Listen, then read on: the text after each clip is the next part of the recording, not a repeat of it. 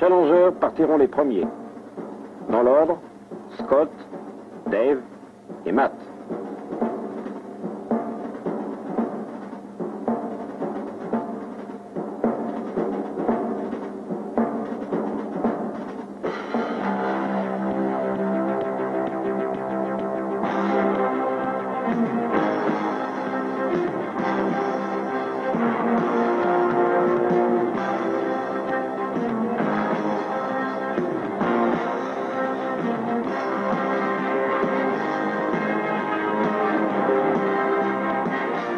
La piste n'a reçu aucune préparation particulière pour le derby. Aujourd'hui, ils subiront 5 changements de neige. Glacé au sommet, soufflé puis croûté sur le dôme, des bosses très creusées sur la section de la herse, enfin lisse et damée sur les 2 derniers kilomètres.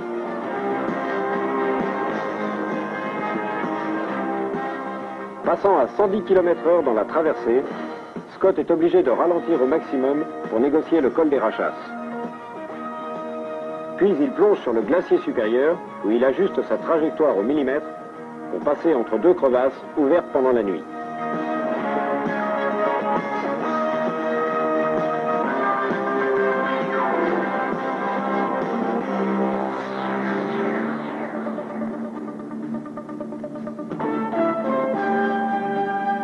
Le fait de courir par équipe de 3 est certainement l'élément le plus dangereux du derby.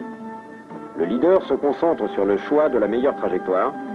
Ses équipiers juste derrière lui doivent être prêts à s'écarter en cas de chute.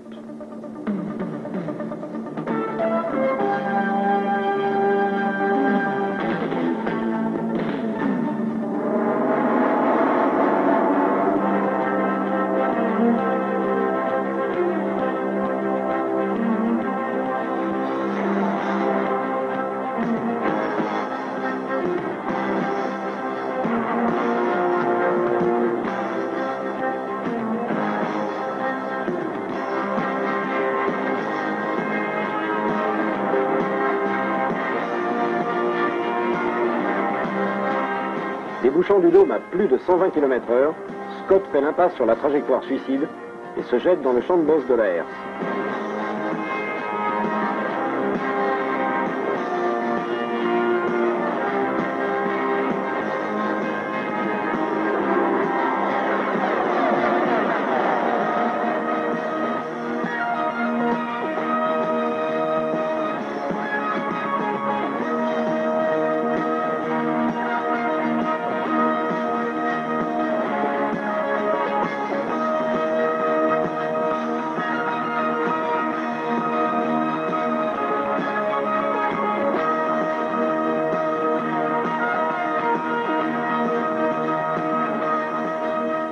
À l'approche de l'Ognan, les Américains bien groupés donnent l'impression de marcher très fort.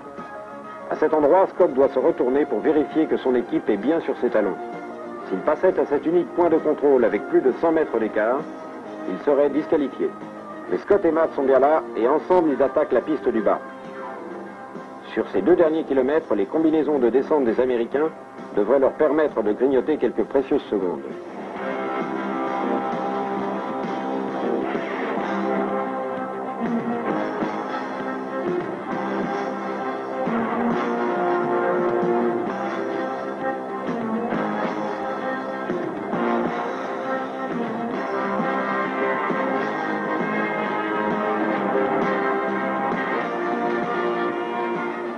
Décolle sur la dernière bosse et fonce vers la ligne d'arrivée.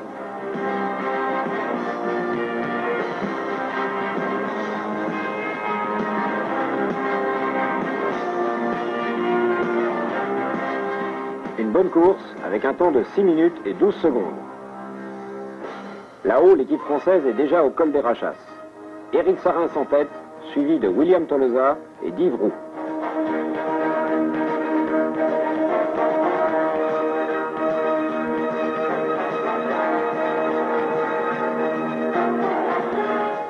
Leurs vêtements de ski traditionnels offrent plus de prise au vent, ce qui leur permet de tirer tout droit.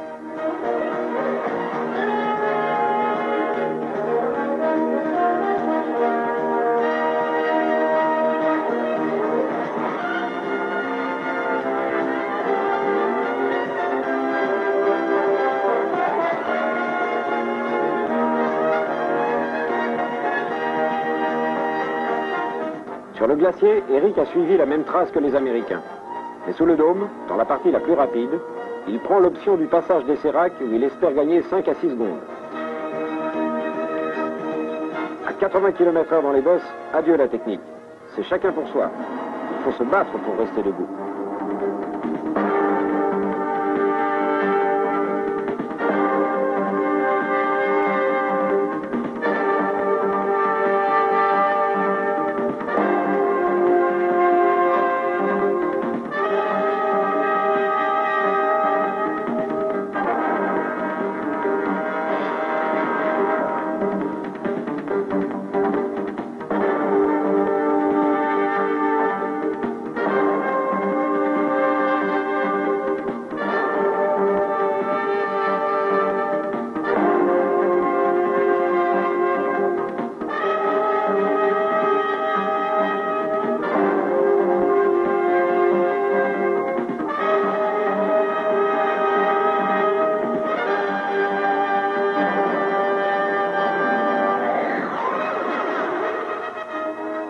Ils ont gagné leur pari.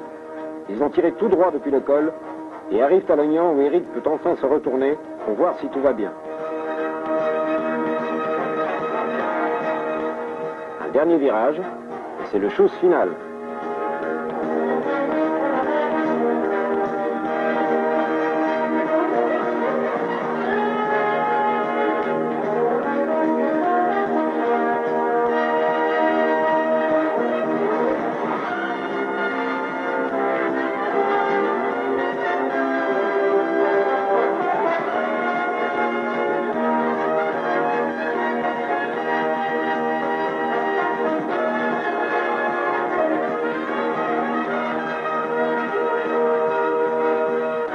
Eric attend Yves et ils passent ensemble la ligne d'arrivée.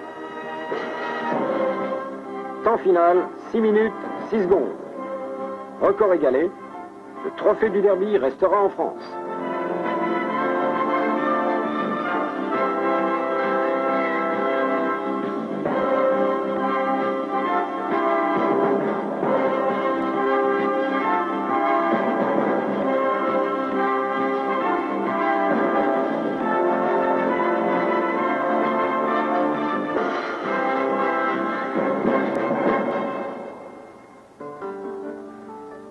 Le derby aurait pu être la dernière expérience chamonniarde de Scott, Dave et Matt, sans ces 2 jours de tempête mémorables qui devaient déposer 80 cm de neige sur les grands montets.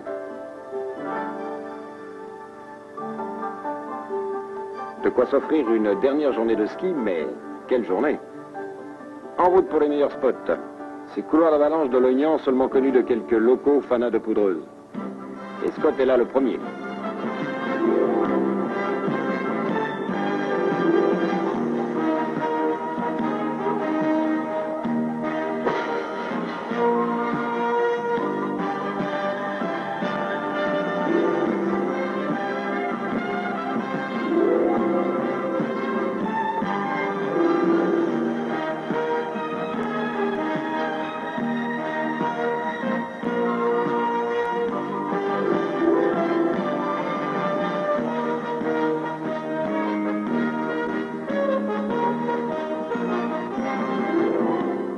C'est aussi le paradis pour Dave.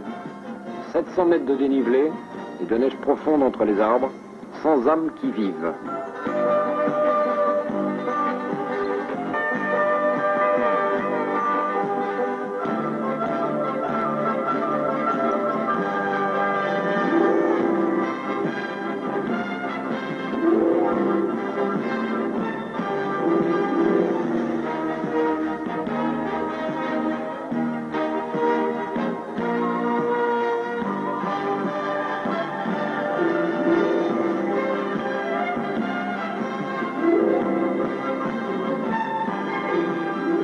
Et comme d'habitude, Matt recherche la difficulté et slalom entre les arbustes.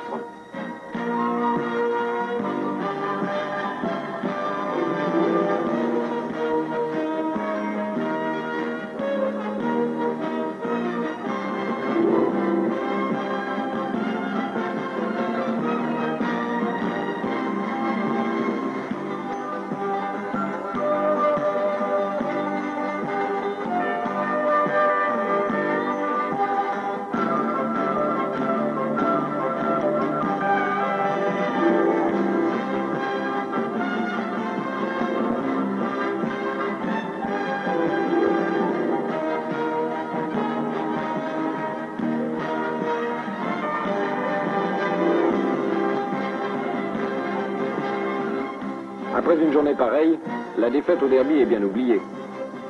Une journée de ski parfaite dans un des plus beaux domaines skiables du monde.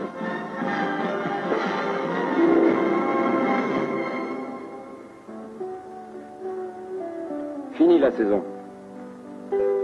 Chamonix a tenu toutes ses promesses et le derby a été beaucoup plus qu'une simple course. Une expérience unique, forte, inoubliable.